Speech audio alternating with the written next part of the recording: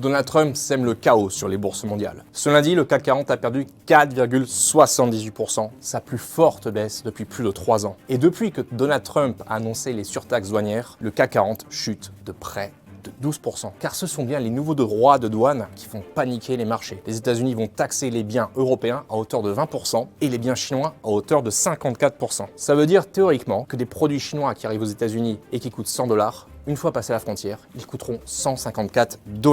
Le problème, c'est que ces mesures font craindre un risque de guerre commerciale. La Chine a annoncé des mesures de rétorsion et l'Europe, elle, est en train d'étudier sa réponse qui pourrait être extrêmement agressive, selon un ministre français. Cette guerre commerciale qui se profile, elle fait peur aux investisseurs car elle risque d'avoir des conséquences importantes sur l'économie et de provoquer une récession. Selon la banque JP Morgan, l'économie mondiale a 60% de chances de tomber en récession d'ici la fin de l'année. Et ces impacts négatifs, on les retrouvera également au niveau des entreprises. Prenons le cas très simple d'Apple. 90% des iPhones du groupe sont produits en Chine. Avec ces droits de douane, les iPhones, théoriquement, coûteront plus cher. Un analyste estime que la hausse pourrait être de 40% à 50%. Faut-il s'inquiéter si on est épargnant? Déjà, je rappelle que si vous avez un livret A, vous n'êtes pas concerné.